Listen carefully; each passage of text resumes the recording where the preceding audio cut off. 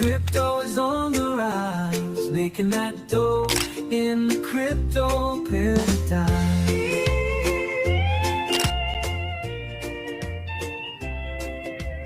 Watching it go, buying low, selling high. Riding the wave, I'm here to stay, living in the digital age. No banks, no fees, just decentralized. It's crypto paradise. Ooh. No banks, no fees. Alrighty, let's kick this thing off. Good morning from Paradise Surfers. It is Wednesday, January 21st. My name is Crypto Amaro, joined as always by Nick, the Crypto Hitman. We have a great slate of stories to cover for you guys today, but I have an urgent announcement to get to before we talk stories, charts, analysis, and news.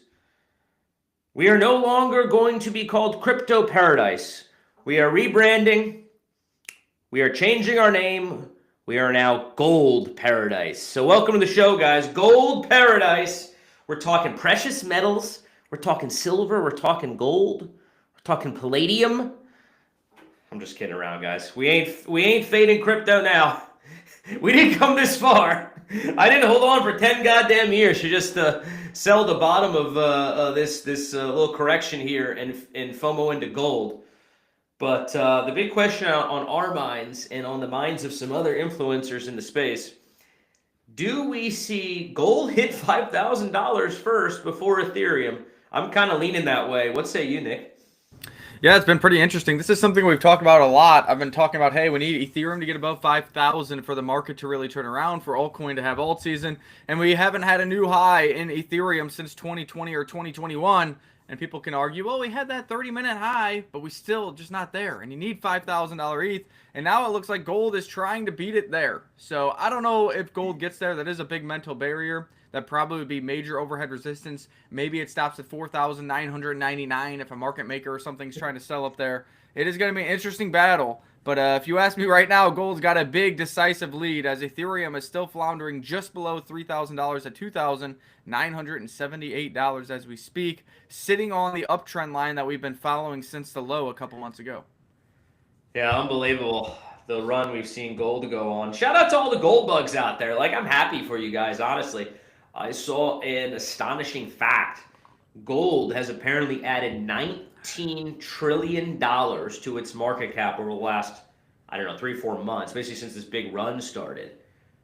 Which is like, it's astronomical. 17, or it's like 10x more the market cap of Bitcoin. 10x more the market cap of Bitcoin has been added to gold.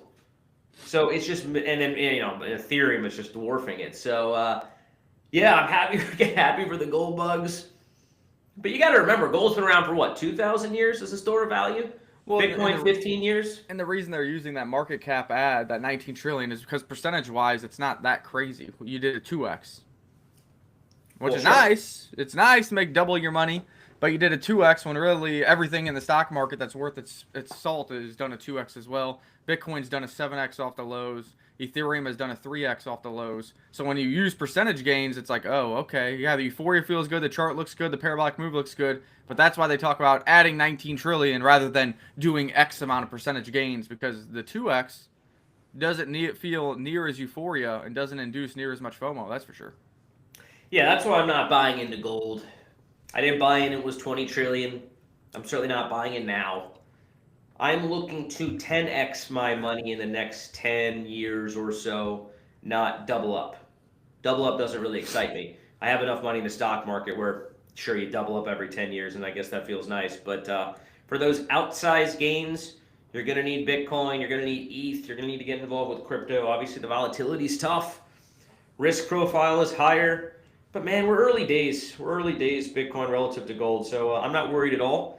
Continue to hold with conviction. The rotation will start at some point. I don't know when. I sort of was thinking, all right, a week or two ago, like, okay, maybe the rotation started.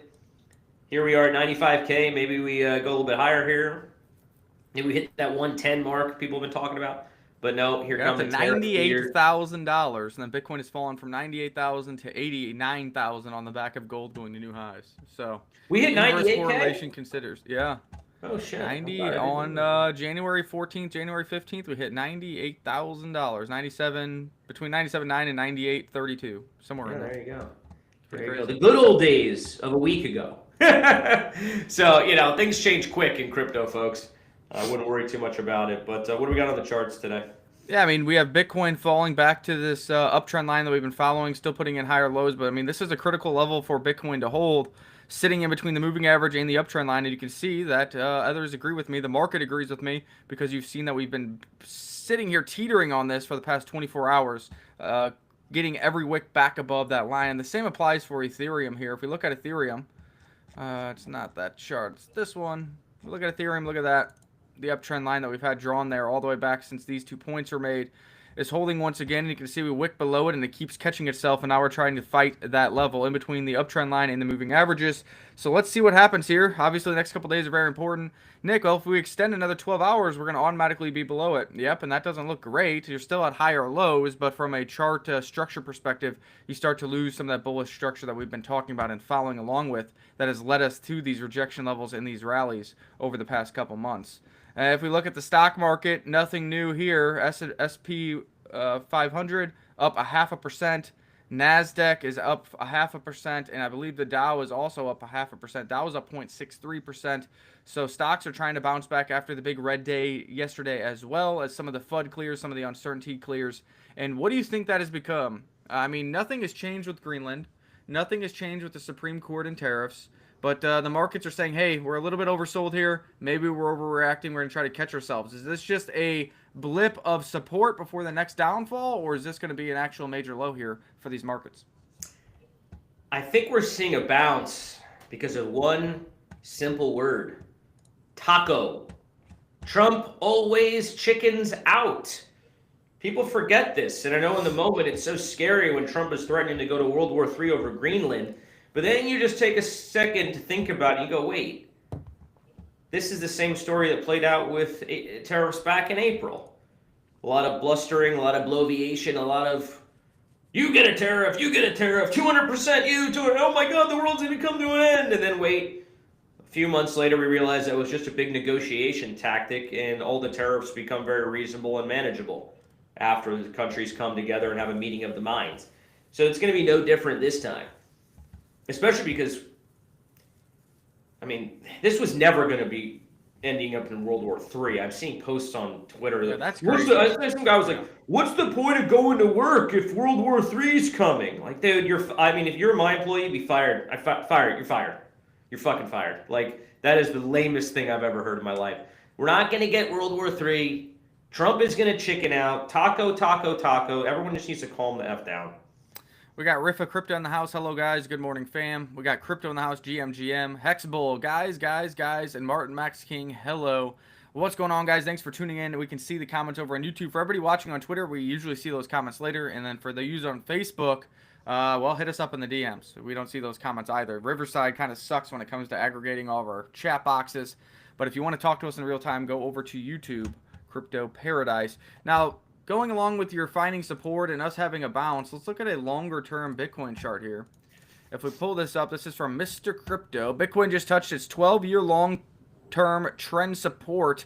Last time price met this level, Bitcoin rallied over 400% shortly after. Volatility is coming. Fasten your seatbelts. That would be pretty crazy. I don't know if you see a 5x off these levels of $87,000, but I mean, maybe, because we've been talking about $244,000 as a top, and what is that math from 244 divided by 87? You're pushing, what, a 3 or 4x at that point? I don't take too much stock in these charts, but they are fun to look at and think about and go, oh, hopium, how does this feel nice? Yeah, I don't think we get 400% bounce. The market's changed. I mean, we're not going to get these, huge run-ups or huge corrections anymore because it's become more mature of an asset, more institutionalized. It's tamped down. The volatility's tamped down. But, yeah, look, Bitcoin's undervalued. I mean, that's clear to me. If you look at basically every other major asset class, it's done incredibly well over the past 12 months, and here's Bitcoin still well below its all-time highs. So, yeah, it's undervalued. I do not think we are going to crash further, below 80,000, whatever the low was back in October, November. I know the bears out there are waiting for their 60K. Who knows? They could be right. They could be right. I don't think they are. So let's see. We have a couple, tailwinds that could really help support this market. First of all, you get this Greenland thing worked out, that FUD is gone. Secondly, the Japan bond yields, they've dramatically increased, but they can get a hold of their economy by with some Fed intervention from the Bank of Japan, and also Fed intervention here in the U.S. So we'll see how that story plays out. That has played a role, I think, in the weakness we've seen over the past few days. The Japan yields increasing the way that they have, which basically causes a sell-off on risk assets, as I understand it. So that is a bit of a headwind that could be resolved in short order. The biggest thing to me is this market structure bill. And Trump literally just went out yesterday or today, maybe it was, and said he's looking forward to signing it. So that's still a priority of theirs. They need to get it done. They need to absolutely get it done, and then you're going to see a lot of positivity, I think, flowing into and capital flowing into this asset class. Here we go. We've definitely had some FUD around tariffs, around Greenland, and around everything else, and then everything that has been bullish has been pushed back with this market fund. I mean, there's already a couple times now where people were like, is this going to get signed? Wasn't signed. There's a couple times now where people said that the Supreme Court was going to talk about tariffs. Hasn't been talked about. And then now only 6 days away from a potential rate cut, which is looking less and less likely with the headwinds that we're facing and these things that could become tailwinds not being enacted yet. So that is a crutch that Powell and the Fed could lean on to say, hey, we're just going to hold pat and we'll reevaluate in February or March, which is very possible. I'm still leaning towards the data as far as inflation and some of the other stuff says that, hey, you can just keep cutting, but we'll see what's going on here in just 6 days. We don't have to argue about it anymore because we will find out from the Fed themselves. But yeah, breaking news. President Trump says Congress is working on crypto market structure bill and he hopes to sign it soon. He's making sure that America remains the crypto capital of the world. And don't just take our word for it, take O'Leary's word for it. Kevin O'Leary dropped a bomb. Trillions of dollars are lined up to buy Bitcoin, and it all starts the second the law passed. Remember, Bitcoin's market cap right now is like 1.8 trillion. If trillions are coming in, it isn't just a 2 or 3x in Bitcoin, but it's many multiples of that because that's just the market capitalization. Supply shock would occur if that happened due to hoarders like Michael Saylor, MicroStrategy, and some of these other big companies. Once that bill is signed, the real money moves in. This will be the biggest capital inflow in Bitcoin history, according to Kevin O'Leary. I do think that it's not just going to go to Bitcoin.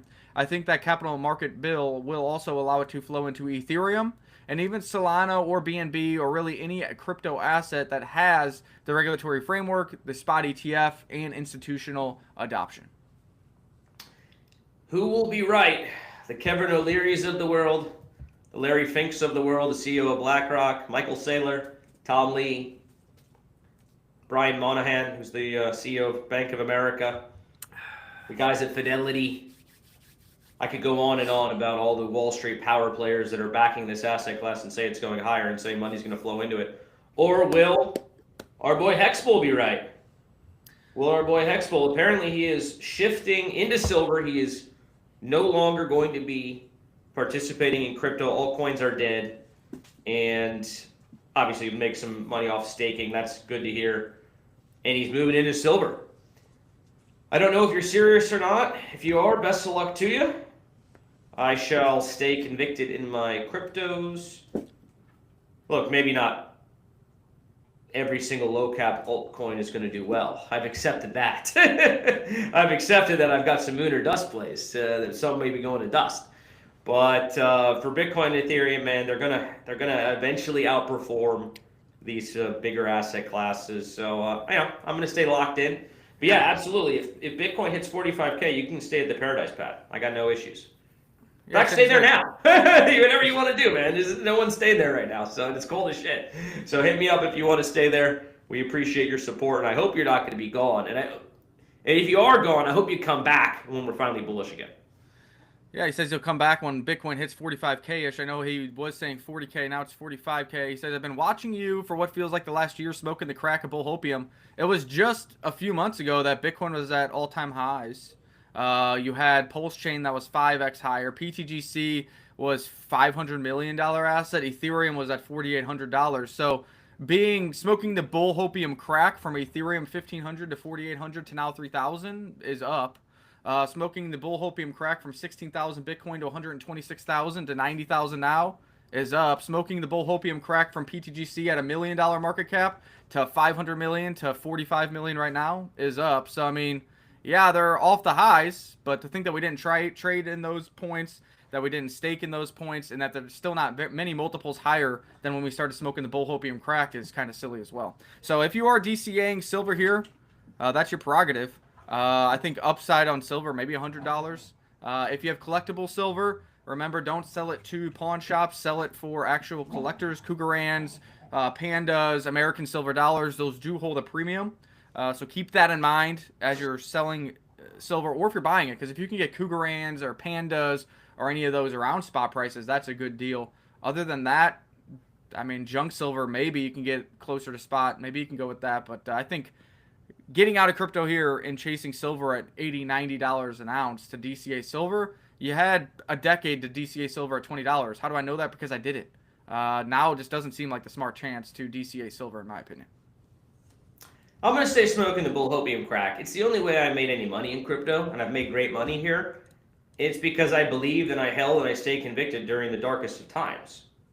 Back when Ethereum crashed from $1,400 to $90 and I bought in more then. You know, there could have been 50 times when I could have exited the market to buy an asset that at the time was doing better, right? You know, could have done it 50 times. Chose to hang on, chose to hodl. Worked out really well for me. So, you know, I don't know. Maybe times have changed and crypto's done and now it's all about metals and AI and who knows. But I have a feeling money will eventually shift back into crypto. It's been written off dead 100, 200 times. Bitcoin's been declared dead. Always comes back bigger and stronger than ever. So I'll continue to hodl. I don't have the same belief and conviction in silver, so I'm not going to just bounce around and bounce up out of my conviction plays. But, you know, look, we'll see in 5 years. 10 years is really my time horizon for my investment. So we'll see in 10 years who ultimately outperformed who, holding Bitcoin and Ethereum versus moving into precious metals today. Yeah, we started the live show with this topic, but we'll bring it up again because Hexbull is talking about rotating into precious metals. 5 years of waiting for ETH to hit 5K, and it looks like gold will hit it first. Gold is like $4,850 right now, so it is very close. But in terms of how much market capitalization it takes to get from 4,800 to 5,000, it is still enormous. I would go venture to bet that it's probably the entire market capitalization of Ethereum, if not more. Oh, I'm sure.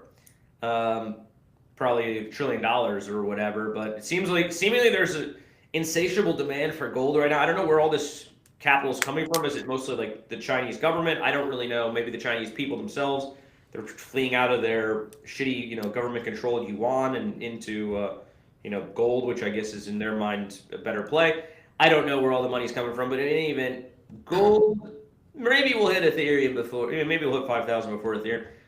But again, if your time horizon is multiple years, decade even, another double up on gold. Imagine that, another double up on gold, but we can't get a double up on Ethereum. That would just be nuts to me.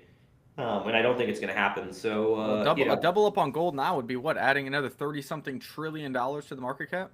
Yeah, it would be an enormous amount of money coming in. We do know that there's about 250 trillion in liquid assets, including stocks, bonds, money markets, gold, crypto. So technically possible, I guess. But what's more probable, right? You're always working on probabilities. That Ethereum at 300 trillion isn't going to do a double up to 600. Excuse me. Ethereum is 300 billion, right? 300 billion to do a double up. You're at 600. That's an easy lift. that's a half. That's a 0.10. That's a basis point, 10 basis point move on gold. Is get you that market cap up on ETH. So I don't know, man. Look, gold's doing great. I'm happy for you guys. If you're rotating to silver and gold, good luck to you. I'm gonna hodl. I'm gonna hodl my Bitcoin and my ETH. Yeah, what's interesting here is then from April 2025, this is when gold started its first run and then had its consolidation. It's up 39%, and all the hoopla around gold, 39% since April of 2025. So you're coming up on a year now, euphoria, parabolic move.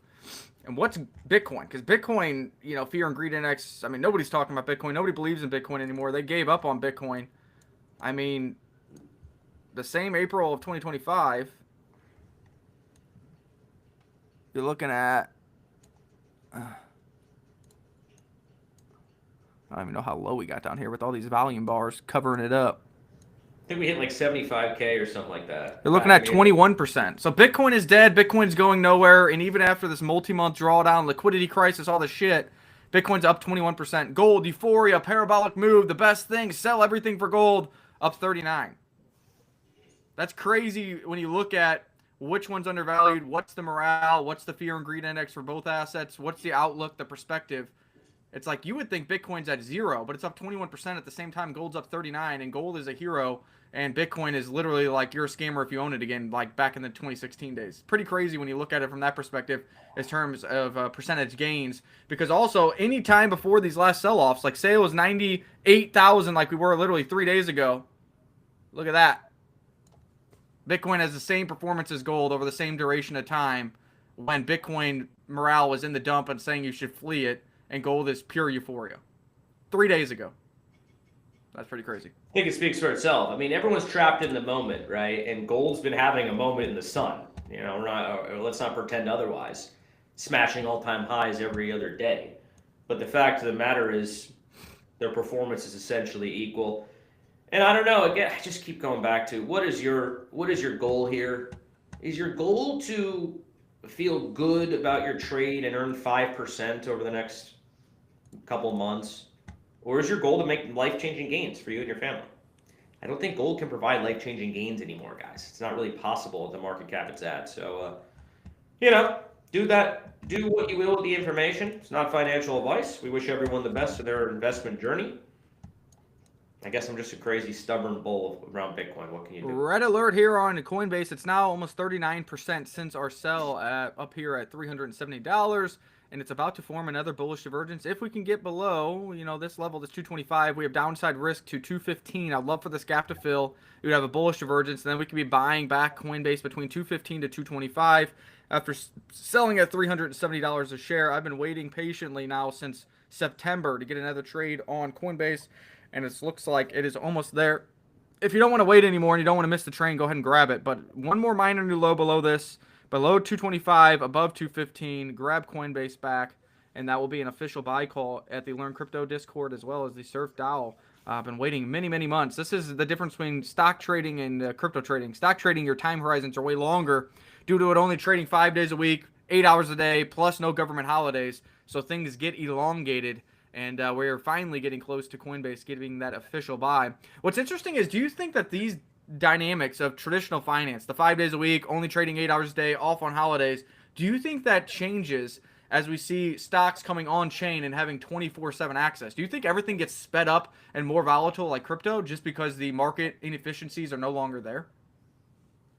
I don't know if we'll necessarily see more volatility. Maybe. But I mean, a volatile day on the stock market's 2%, right? Like yesterday we crashed 2% and everyone's losing their mind on the S&P. So, the definition of volatility I think is a little bit different if you're used to crypto. But no, I think it's ultimately a good thing that we're going to have 24/7 trading of stocks. That I don't know, we got self-driving cars and shit. Like, why is the stock market closed on Saturday and Sunday? It makes no sense. So good thing. I think good for capital efficiency, good for markets, good for market participants. Just opens up access. The one thing that excites me the most, I think, about the tokenized stocks is, if you're from overseas, especially from a developing country, I don't think that you can even sign up for Vanguard, Fidelity. Charles Schwab. You can't get these. You can't even get access to a normal brokerage account to buy shares of Amazon or Tesla or whatever you're wanting to buy. But with tokenization of these stocks and moving them on chain, that dramatically democratizes the asset class of stocks, which is very, very good if you're a holder of, the major US-based equities. All of a sudden, people from around the world can buy into them. This is a very, very good thing, in my opinion, for not only the individual who will have the opportunity to build wealth over time, but for the existing holders of these assets, of which I am happy to see. I mean, there's a lot of money out there, even in the developing world, moving some of that into the U.S.-based stock market is nothing but a good thing. So I think overall very positive. I can't think of any real downsides. Maybe a bit of volatility. I don't know. But overall very positive development. Can't wait for it to happen. We got Fast Abdul in the house. A big Pulse Chain guy says he's here for the tech. Good to see it. Pulse Chain is up about between 1% and 2% on the past 24 hours, so bouncing a little bit with Ethereum as well. And yeah, here for the tech. Richard Hart built some stuff there. We just need him to get active, need to get capital inflows. But again, you can't swim upstream. Look around. Everything is down between 50 to 90% because why? Ethereum still hasn't gone to a new all-time high in 5 years. So, you know, it is what it is. The tech will do its thing, but at the end of the day, the game is all about liquidity. And when liquidity and FOMO is not there, well, you can't swim upstream. I mean, we talk about gold and silver because their market capitalizations are massive, and they got people to line up around the streets at $4,400 gold, and people are euphoric that, oh my gosh, I'm up $400 per ounce. I'm up 8% on gold. I'm a genius, even though I paid over spot to buy it, plus taxes, and I'll get under spot to sell it. So even after an 8% rally, you're still probably break even if you actually physically try to sell that gold. Maybe losing money, to be honest, because you get taxed on the way in and you get taxed on the way out at 9.95%. So you're still upside down on that investment, even though euphoria is hitting you hard. But yeah, here for the tech, here for crypto, been around for the tech forever. It's interesting to see, you know, in 2016, 2017, it was the big tech movement. You know, all the hopium, the vision, the future. And then in 2021, we're like, wow, all those ICOs were complete fantasy. Nothing came of it. But then you look around at the infrastructure. It's like MetaMask and these things didn't exist. DeFi didn't exist. LP bonding didn't exist. Like, none of that stuff existed. So although a lot of it was fantasy, hoopla, smoke and mirrors, a lot of good UI, UX, and utilization has come of it. We just need to get back to that once again. I know we've been saying that the past 6 months probably, because you didn't really have to talk about the tech when Bitcoin was at 120,000 and Ethereum was knocking on the door at 4,000 and 4,500. Nobody really cared anymore because price was doing well. But you got to keep reiterating what is going on behind the scenes. Stable coins coming on chain, stock equities coming on chain. They're choosing Ethereum. That's going to put utilization to that network, which should, in any other case, bring value to the network as well as that underlying token, ETH, that we all love, has to be used for all these things. The here for the tech discussion is very interesting because I see the market bifurcating, separating between the institutional side and the tech involved with that, and then the degen retail side and the tech that's involved with that. If you look at the progress on the tech side, a lot of it is happening in the institutional realm. We just talked about tokenizing stocks. That is a major, major development that utilizes blockchain technology. It may not be extremely relevant for your average degen, although I do think value accrues to Ethereum as a result of this and any other layer one that's being utilized for tokenized stocks and trading of those stocks.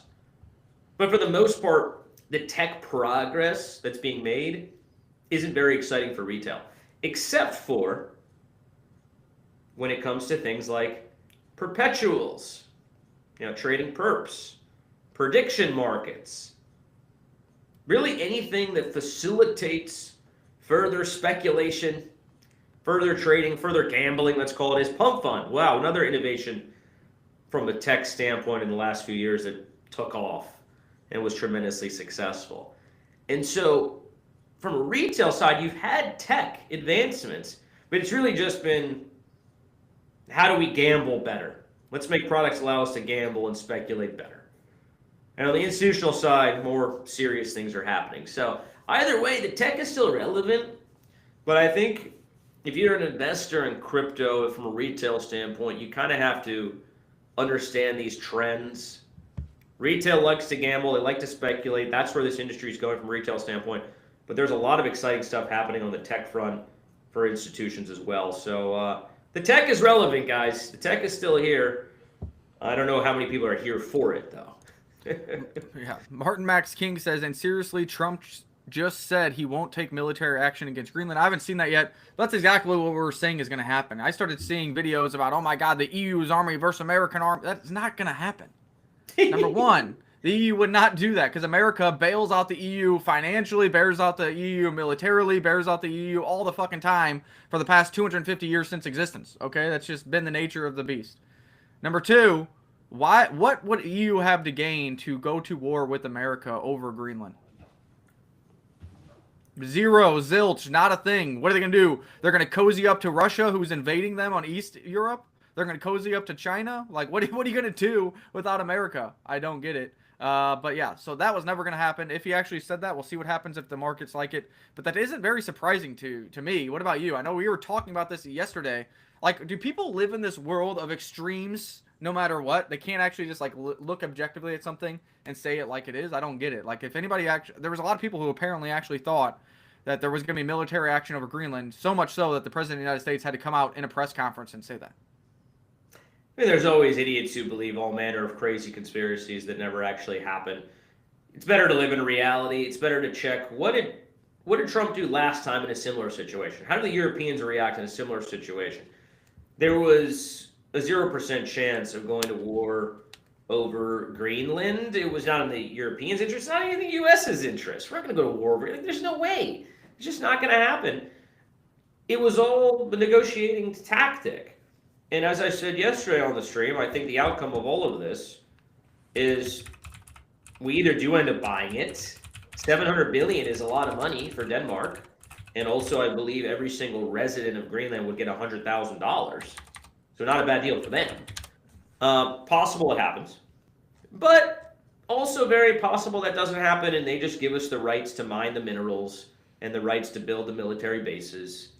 And we essentially get what we want. They save face, no war, and it's a big nothing burger. So, yeah, for everyone who was selling their stocks yesterday in a panic over World War III, like, Jesus Christ, get your shit together. I didn't really know the history of Greenland with American politics and American presidents, but now somebody is doing research and putting it out there. And we're not going to go through all this because it doesn't matter as much. But apparently since 1967, presidents from Johnson to Truman to Eisenhower, JFK, Clinton, Bush, Obama, and Trump have always defended Greenland, negotiated for Greenland, built bases there, and tried to get precious metals from there as well as other minerals. Like, this isn't a new thing. It seems like presidents from the United States of America have been positioning themselves to get Greenland as part of the United States, dating back since only almost inception, over 100 years here. So it's pretty crazy. I've been doing a little bit of research, watching some videos, reading some tweets, and, everything's checking out, but it is kind of crazy how nobody really talks about that. I didn't know about that until it became relevant. It's like not until things get polarizing, whether it's Greenland, immigration, whatever, do people actually dive in, use AI, use the tools they have, and put together a bigger picture of the history of what's going on with these various topics. And apparently the Greenland discussion is nothing new, and many presidents have tried but failed to make Greenland part of the United States of America for over 100 years. And it's become even more relevant now because apparently China and Russia have been patrolling the seas and kind of trying to control the seas around Greenland and maybe angling to put in their own mines and their own infrastructure on Greenland, right? So this is not a just random, Trump wants it for no reason and he's just a dick measuring contest or whatever. There's genuine national security interests at play here. That being said, I don't know if we need to actually outright buy it, or can we get everything we want short of buying it? Like, I don't even know if it's worth $700 billion. Like, where are we getting this money from anyway? Aren't we in ultra debt? Like, I guess the theory is it's like an investment. We get the money back over time. I don't know, but, buying it to me, maybe not necessary. But yeah, look, it comes back to, like, if any other president were to pursue this, not named Trump, the response from most people would be completely different. Apparently all of them have, even as recent as Clinton, but just nobody talked about it. But I think that here's the other thing. Number one, availability of information. Social media, everybody's got a 4K camera in their pocket, whatever it is. So that does play a role in it. Number two is the TDS, Trump Derangement Syndrome. And CNN isn't going to tell you the story. Nobody's talking about this, but literally people on Twitter take a day to do research and compile all this information. But also I think it's more of Trump and this administration's persona around transparency. This is stuff that literally Trump just says stuff out loud. Hey, credit cards are fucking us. What do we need to do? We need to figure out how to get it towards 10%. Will that happen? Probably not. Could you get to 20%? Maybe, because he's coming out and saying it and telling the public out loud and then letting the public do some work, letting the administration feel the pressure and get things done. And historically, that just isn't the case. I mean, under Biden, nothing got done. Obama did a lot of things, just didn't talk about it. Obama literally deported more people than any other president in the history of America, and nobody batted an eye. Number one, there isn't Obama derangement syndrome. But number two, he just did things quietly. So it's like, It's crazy how things that Trump doesn't apply to the people who've done in the past. But also, I do like that Trump just says what he's thinking, tries to make it a reality, puts pressure on the administration to make it a reality, but also is more transparent with the American citizens. And that's why things do get over embellished at times, which is not always a good thing, but sometimes it is working out in our favor. You have to understand it's all a negotiating strategy anyway. The way Trump comports himself and says, bizarre things out of left field, like this puts pressure on the other side. He'll threaten this, that, the other thing. He'll threaten terrorists. He'll threaten military action. Even if none of those things are really going to happen, it still puts pressure on the other side and brings parties to the table and gets shit done. So, I know in the moment it may be a little crazy, a little terrifying. Oh my God, look what Trump's saying today. But the results sort of speak for themselves. So everyone needs to chill the F out. The Greenland thing is a complete nothing burger. I think we're going to look back at this. I did a tweet yesterday. This reminds me of the tariff fears and FUD back in April 2025. By the way, that was a much bigger reaction from the market. The stock market crashed like 20% in a couple weeks. That was we went into a bear market for like a little bit in the stock market. So, that was amazing. And then Bitcoin obviously crashed, I think even more than that, down to like 75 or 70,000. But then it sort of became to realize that it was all a big front. It was a negotiating tactic.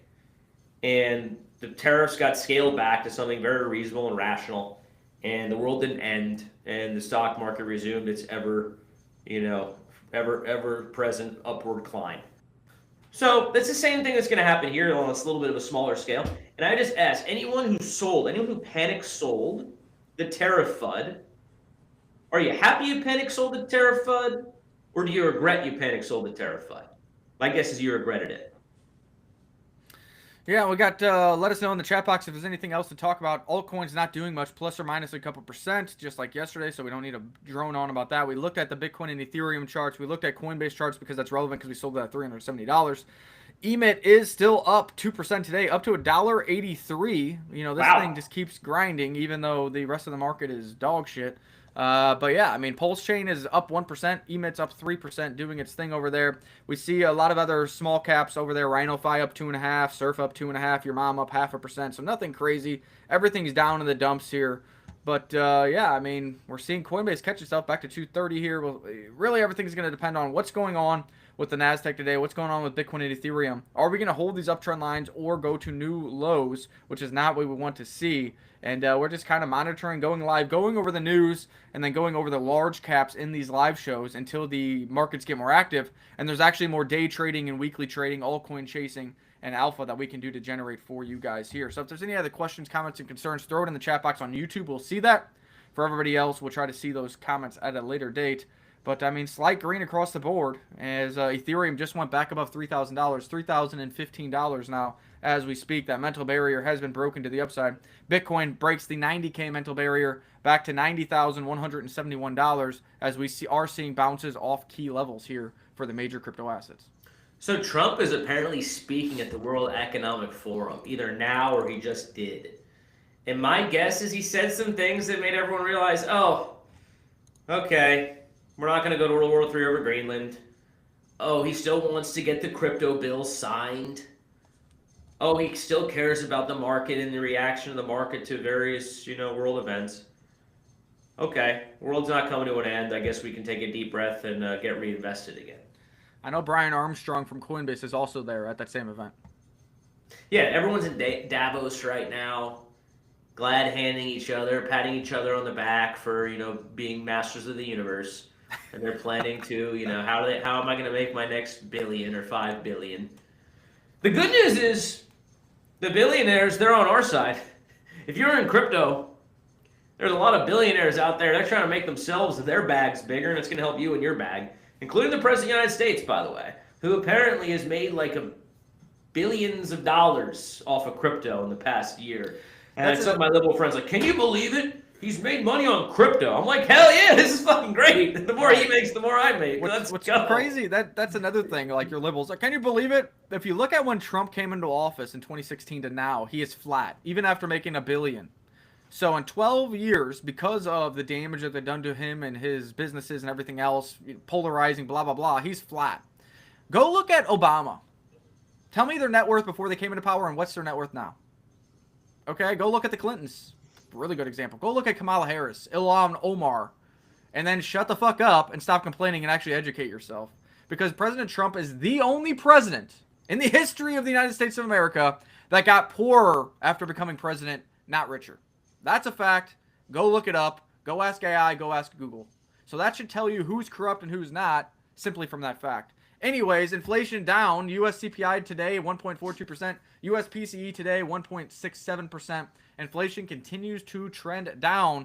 Now, this trend should be your friend. Fed isn't seeing this data in real time, usually a 45-day lag, but there is also other headwinds that we will have for the Fed's decision in 6 days on whether or not they will cut the interest rate yet again. I mean, I don't know about you, but it is nice seeing gas down. I posted a tweet yesterday. Let me just pull it up because I don't know the prices off the top of my head. But gas prices are nice. $2.29 in a major city in America. Premium, $2.86. I'm loving that with the Corvette. Getting premium for less than $3. A blessing now with Bitcoin down at $90,000. I'll tell you that much. You know the funny thing about the gas being down, because the gas is down where I'm at too. We don't have sub $3 premium, sadly, but it's close to $3. The amount I'm paying to fill up my tank feels about the same. Like, I can't tell. Maybe I'm saving like $5. So it's so funny to me, like, how people focus in on the price of gas so much. And it's like, even if it's down by like a lot, you're like, save $5. Or it's like up by a lot, it costs $5 more. The only time it's meaningful is when gas was like $4 and now it's $2.29. Because now you're saving like 50%. You know what I mean? But otherwise, $3 and $2.29 when you're talking about 20-gallon tanks for most people isn't that. Yeah, I never noticed it. I'm like, I keep like, filling up. I'm like, all right, this is definitely gonna be super cheap. This is gonna be like $20. And it's like, oh no, $40, just like it was a month ago. Maybe it was $44 a month. I don't fucking know. Yeah, but anyway, I'm happy to see the gas lower. Because we work from home and we don't drive that much. I guess some people do have 45-minute daily commutes to and from work, and I guess that $15 a tank matters because you go through a tank in 2 days. But yeah, I don't drive that much. A tank lasts me a week and a half, 2 weeks.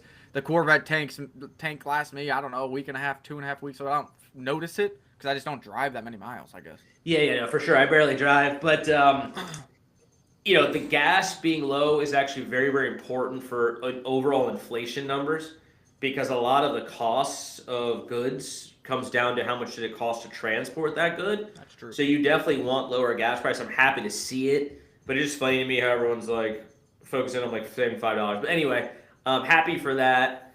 Yeah, going back to what you were saying about the politicians. By the way, I have no issues with someone trading in on their celebrity for money. The Clintons, Obama, they're famous people. You get a speaking engagement, look at $100,000. Yeah, insane. So it's not like they stole the money. Ilhan Omar stole the money. Okay? She is an outright criminal, fraudster, scam artist who needs to be in prison. But Obama, Clinton, say what you want about them. They're famous people. They're trading on a celebrity. They have the right to do that. This is America. It's a capitalist society. You're famous. You make money. Good for you. But yeah, this notion that Trump, because he made money off crypto, this is evidence of corruption or this is evidence of something.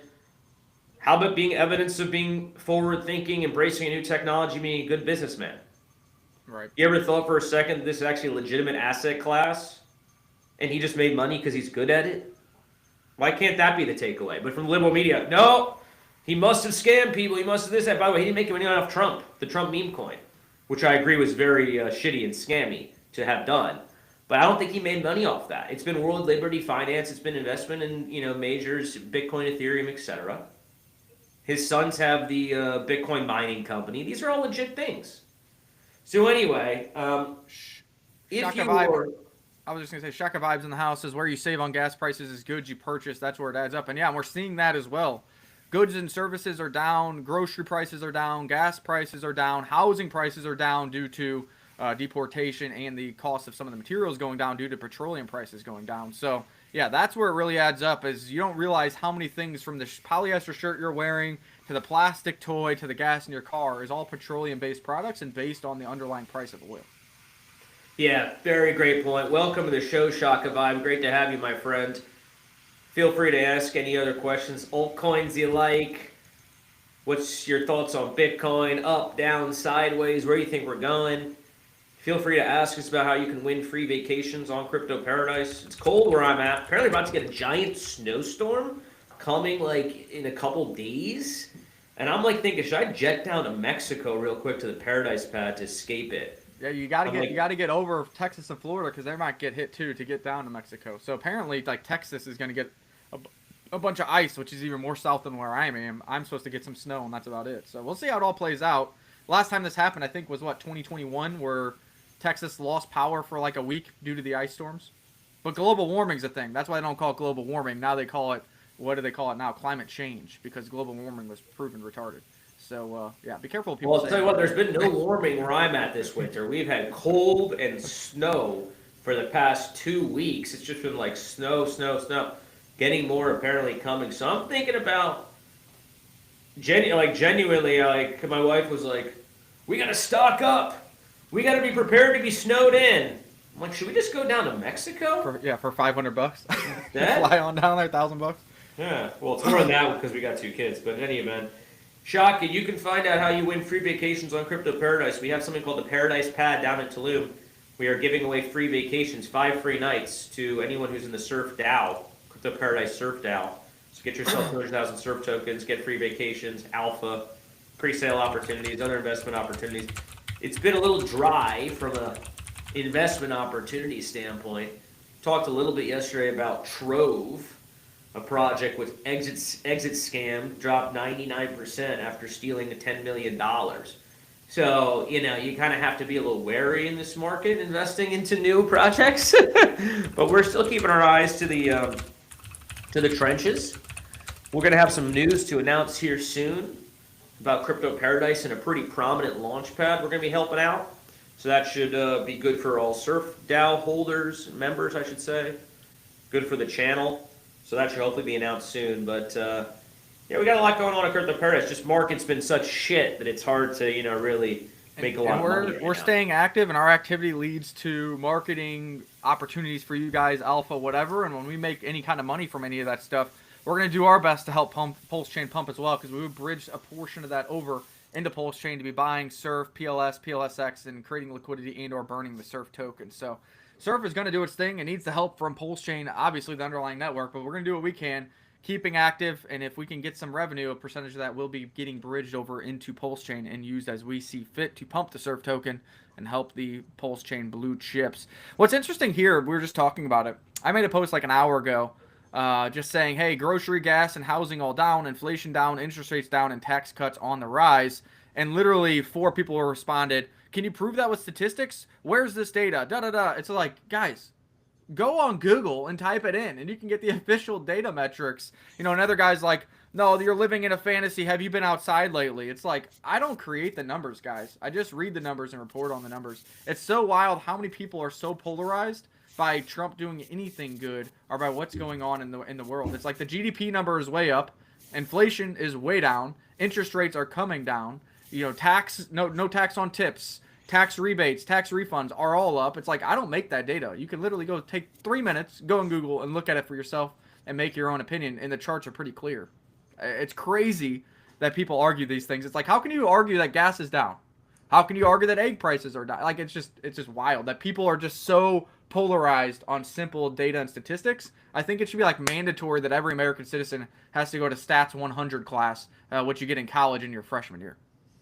You don't need a Stats 100 class to look out the window and see the gas price is lower than it was a year ago. Like, that's like, everyone sees that. That's obvious. Now, if you want to argue about something and you're against Trump, well, you can argue that, well, this is not attributable to Trump. Trump didn't cause gas prices to go lower. You want to make that argument? Go ahead and make that argument.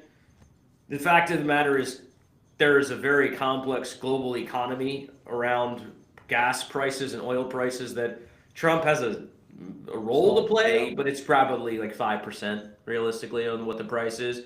I know invading Venezuela or taking out Maduro probably helped a bit. But for the most part, this is a global asset that just trades on the markets that's impacted by a million different factors. So anyway, you can't dispute reality. What you could dispute was the causations, the causes of the reality. But look, people are in their little silos. They're in their little echo chambers. They believe what they believe. It's very hard to convince someone something that they don't already believe. It's very hard to convince them that, for example, Trump's done a good job if they already came in saying they hated him. I've reversed my position on Trump. I did not like Trump 1.0, but I've completely come around. Trump 2.0, I think he's doing a great job. But I guess I'm one of those rare individuals that you show me different facts, I'll change my opinions. Right. Most people are not like that. They're just dug the fuck in. Yeah, you're not changing. They're the people that just dug in and like, Biden did great. It's like, in what metric? What, I tell you what, inflation was 21%, and that's their number. So what do you think real inflation actually was? Like, in what metric? 12 million illegals? That's good? I don't get it. Ukraine war starting or Israel war starting? Those are good? I don't get it. But see, people just get so dug here's in. where I disagree about Biden. Not that he did bad or good. Like, I don't think he did good at all. Like, probably did bad. But I don't think he had, like, malice in his heart. I don't think he did. No, he was brain dead. He's your old grandpa who doesn't even know what's going on around him. That's the whole thing. Right. It's like, but that's his administration. That's who you voted in. So he doesn't even know what's going on. Autopen, whatever. Who knows? He's just your old grandpa who's just like, everything's great. I help everybody. Do you want some candy? But it's like, that's not good for the country. Yeah, exactly. Yeah, right. So, yeah, I mean, you got to be a little nuanced in your thinking. I think this applies to investing too, right? And who knows, maybe I'm guilty of it as much as the next guy because I just love my Bitcoin and my ETH, and you're not going to change my opinion on that, in all likelihood anyway. But when it comes to investing, you have to be a little bit nimble on your feet and willing to change your mind and be a little bit, okay, I can pivot in and out of this. I can change my opinion on this asset, that asset, based on new information coming in. If you're just stubborn as hell, it kind of becomes hard to do well in crypto and as an investor, with the exception of Bitcoin. You should be stubborn about Bitcoin, very stubborn. That's how you end up a whale. We still got these whales selling, 500 million, a billion. Like, they're still waking up, and those guys are stubborn as fuck. They bought in like 13, 14 years ago and held on. So sometimes that works. Yeah, we saw NASDAQ here gap down yesterday, and then it's trying to hold its moving average and bouncing off it today. We'll see what happens. It still looks like a high-level consolidation and continuation, but some people could argue that, hey, you had a high-level consolidation here, and then you dropped off. But again, before this consolidation reverted to the downside, even though this was tariff FUD, you did go to a minor new high, which means that you would have a NASDAQ run up here above 26,500, 26,000 before that subsequent drop if history was to repeat itself. Because other than that, you really don't see high-level consolidations on the NASDAQ. Normally, this would be a continuation pattern in any other market. But again, a lot of stuff going on globally, an absolute massive run and tear for stocks. It's just unfortunate that we still got to root for stocks to go sideways or higher because Bitcoin and Ethereum have been lagging so hard due to gold's success as well. I'll always root for stocks to go higher because I have a lot of them. But I want to circle back to a discussion we had earlier. If you looked at that chart, you saw the big correction, that big crash. That was the April 2025 tariff FUD Judgment Day, Tariff Day. What was the name of that day? I forget. He had a name for it. Went out on the Liberation Day. Was that it? What was it? Was it Liberation Day? Liberation Day, yeah, Liberation Day. We got liberated from our the value of our assets for a couple months. We were liberated from our early retirement, I guess. But in any event, look at the reversal, the V-shaped recovery. And yesterday, we were live talking about that happening too. By the way, you can see the two green circles on there. Pick the short. Yeah, and everyone's like, banging on us for being bulls. Like, I'm sure there's plenty of influencers at that time. I know the mainstream media was all over, like, sell everything. It's going to zero. Trump's killing the world. Like, he's going to, we're all going to die tomorrow. Sell it all. That would not have been good if you listened to those people. So, look, being a stubborn-ass bull, I know it sucks when the market's bearish, but usually over time, being a bull wins. TSS T85 coming in and making me get a visual that I don't want to see. Says, I'll take a second to imagine Trump and Rosie O'Donnell naked in bed with each other. Thank you. I mean, I think that's what the humor needs to get back to. I grew up in the 90s, and the humor was a lot darker, a lot funnier, but I think it meant that in the general public, a lot more people were at ease. You weren't called a racist or a stereotype or a phobia or this, that, or the other, because that was just the way people talked to each other, and that was just the way people joked around, and stereotypes were created for a reason, but that doesn't mean everybody in that class is somebody they just walk around and hate or whatever it may be. But, different times back in the 90s, some weird kid shows, some dark humor, But I'll tell you what, it seemed like everybody got along a little better. You could go to the park, and it didn't matter if you're white, brown, yellow, purple, pink, whatever. We all just went and played, pick-up football, whatever the case may be. I still think that's the case. I mean, I think social media sort of amplifies these divisions and stuff. But if I think about my own kids, they got friends of different races and types, and got the Indian friends and some black friends, some Jewish friends, Christian friends. All the kids are hanging out together still, which is nice. By the way, TSS, welcome to the show. With AI, you can actually just make that visual, right? You can just go on Grok. I don't know, or does Grok prevent you from doing things that are lewd? I don't think they'll do naked. I don't think Grok will make naked images. I'm sure there's an AI out there for you, bud. But you go ahead, you go to AI, you can generate that image. Don't try to share it on our stream though, because we're family friendly. We're family friendly here at Crypto Paradise, minus the curse words every so often. But look, we're all good, guys. We're all good. I just asked Gronk to do it, and they did do it, but it wouldn't do him naked. It's got Trump in a white tee. It's got Rosie O'Donnell in a black V-neck. And they are sleeping and cuddling away with each other. Can you share your screen on that real quick? I just didn't want to see that, as a matter of fact. Rosie O'Donnell must not be very... they made her look a little better than what she looks like now. Now she's a little crazy with TDS syndrome, but here it is. Trump looks pretty happy next to that lovely, lovely Rosie O'Donnell.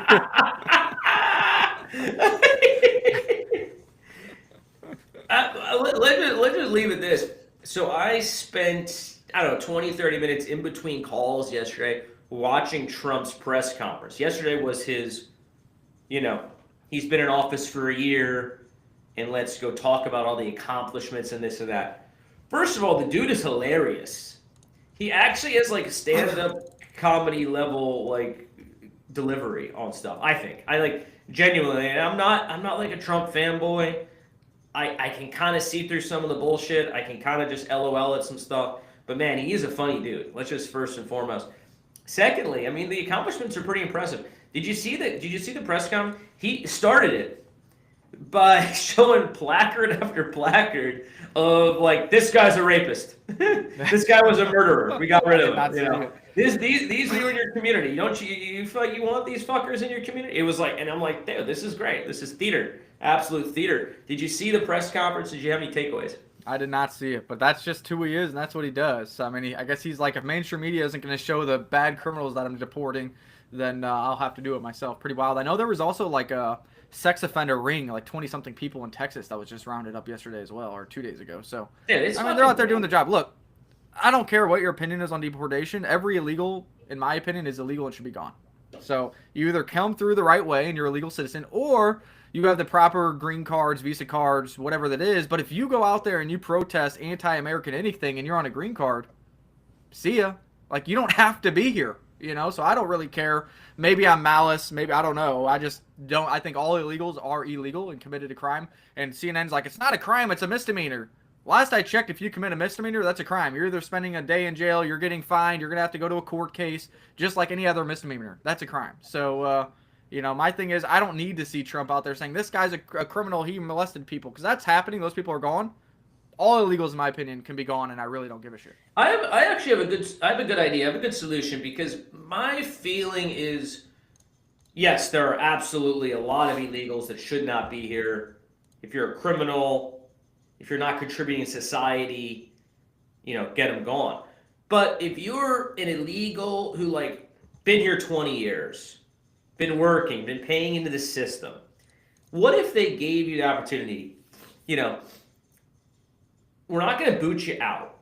You pay the U.S. government $50,000, like some sizable amount of money, right? Pay a lot of money, and you start the you can live here now. Start that process of becoming a proper citizen, get the green card, get the whatever card you need, and you're going to pay us $50,000. And you multiply that times 5 million of these people.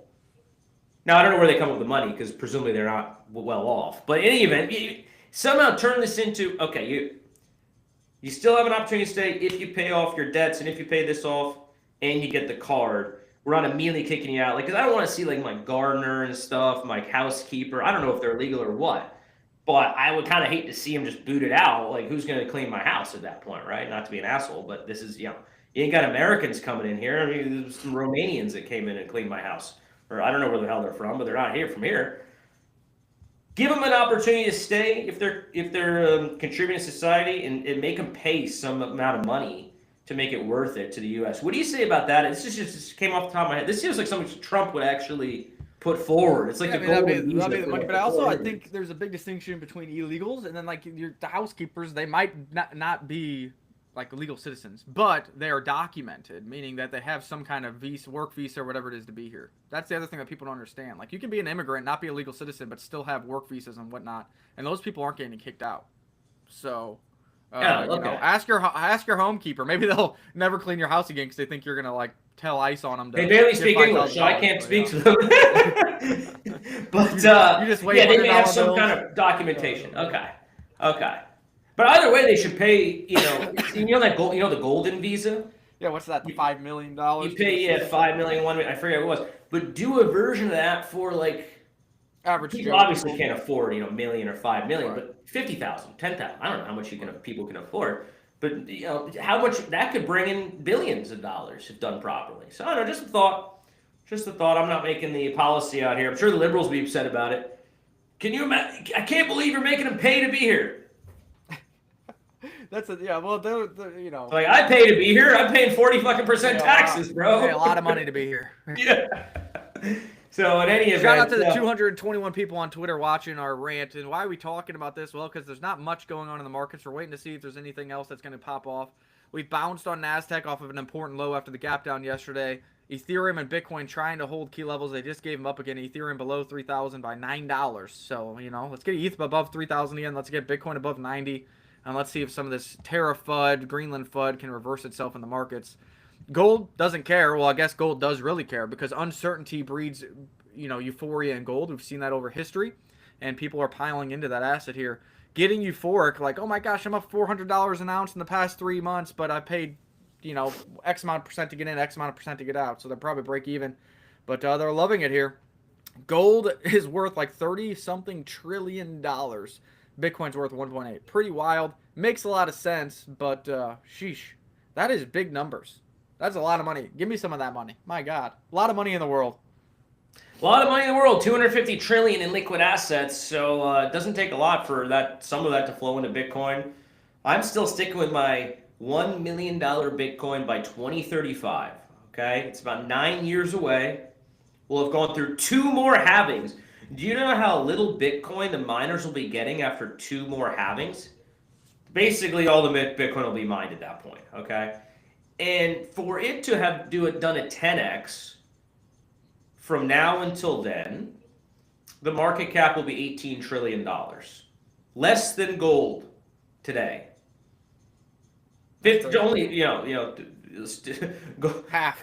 half a gold, right? And gold will probably be worth like 60 trillion by then. See, that's what you got to understand too, because the money supply is constantly going up. Your Nvidia's going to be 8 trillion. Microsoft 6, Google, and I don't know, maybe there'll be some changes amongst the top most valuable assets in the world. Who knows? It's going to be the most valuable tech company or whatever in 2035. My point is, everything will be worth more.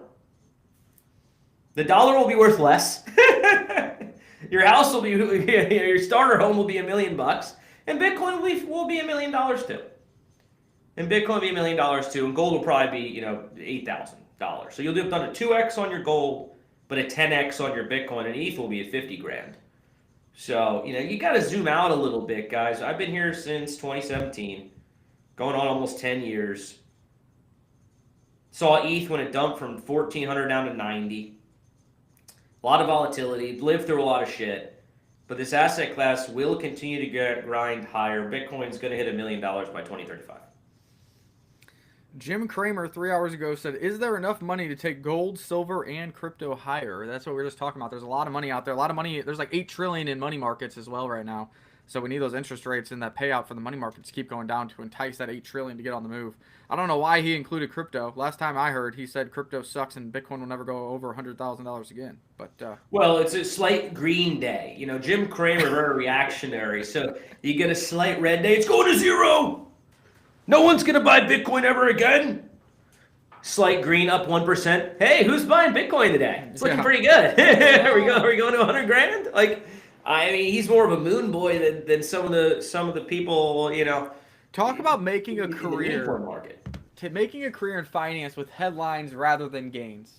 That's Jim Cramer. And maybe in his glory days, he had some big wins with the tech bubble and stuff. I didn't really follow him back then. I was too young. But, man, I've been following since I got into institutional finance, in I don't even know what the year would be, 2014, 2015. And that guy has been wrong more than right. If you can be in his paid group for thousands of dollars, hasn't really made you win. It's crazy that he's got so much salary, so much fame, so much paid group members for not really being on the right side of history many times. He finally bought into ETH and sold it higher for a small profit. I think he made like 20% gains, 30% gains last cycle after watching it go from $90 to $5,000. It's just wild that somebody... I think it just shows you where we are in social media and everything else. It's more about the activity and the consistency, more about headlines than actually being right and helping people make money. Because you would think out of all sectors, the finance sector would be based on your merit and your results. And Jim Cramer is a big example that that's just not the case. Well, he's entertainment. Big example. He's entertainment. And I'm sure he's identified companies, good companies, early on. Like he was talking about NVIDIA for a long time. So he's done some good things, I'm sure. But it's entertainment. Don't look at it like, you need to follow his every call. I mean, hell, no different really than this show. Guys, this show is also entertainment. I know we talk about the markets. I know we talk about price predictions, things like that, but it's not financial advice, it's entertainment. Jim Cramer's entertainment. It's all entertainment. So you have to, I do like to, on this show, encourage long-term thinking, encourage finding blue chip assets and just having conviction around them and being patient with them. Because I don't know. I think that is still unless you're really good at trading, I still think that's the triedest and truest way to long-term wealth creation. And so that's what we talk about, patience, conviction a lot, et cetera. But a lot of it's entertainment. All this stuff's entertainment. So don't, when you're following your favorite influencer, you're following Jim Cramer, take everything with a grain of salt. I think it's smart to do that. And you gotta have to follow your own conviction. Like, we got our resident bull, or bear, excuse me, Hex Bull. He should change his name to Hex Bear, by the way. What's his name? Hex Bull. We got Hex Bear, who's literally rotating out of crypto and into silver right now. And I'm like, bro, if that's your truth, if that's your journey, you go ahead and do that. We'll check back in 10 years to see whose portfolio is higher. But, he's done really well for himself, so there is that. But in any event, great show today. We'll be back again tomorrow at this time. Martin did want to remind everyone we have a Spaces tomorrow at, I believe, 2 p.m. Eastern. So we'll get that announced as well. But we'll be back also with, of course, a live stream tomorrow as well. So we're out here. We're doing our thing. The markets haven't really cooperated outside of we had a week of green and now it's back. So, whatever. It's just how it is, up and down. Any final thoughts here before we jump off for the day, Nick? I think that's about it. We went over the markets. Not too much going on in the markets. Let's see what happens with Davos and see what happens with market conditions. Remember, you got NASDAQ bouncing off moving average support. You got Bitcoin and Ethereum trying to bounce off the uptrend line that they formed for the past couple months. So critical levels when you're looking at the TA perspective, and we'll see if the macro fundamentals start presenting themselves, not just in stocks and gold like they have, but actually presenting themselves in the asset class that we're heavier in, which is Bitcoin, Ethereum, and all crypto. It's been a pretty good early 2026. I'm just kind of reflecting back. We're already 21 days into it. I think it's been a pretty good early 26. If you look at FundStrat's research, the first 5 days of the trading year of early Jan, depending whether they're green or red, that usually indicates whether the rest of the year will be green or red. And the first 5 days were good. I'll leave you guys with that. Bull hopium in full effect. All the bull stats you could think of right here at Crypto Paradise. Hey, FundStrat didn't make a lot of money by being bearish. So just put it that way. But great show today, guys. We'll be back tomorrow with another one. Until then, see you on the beach.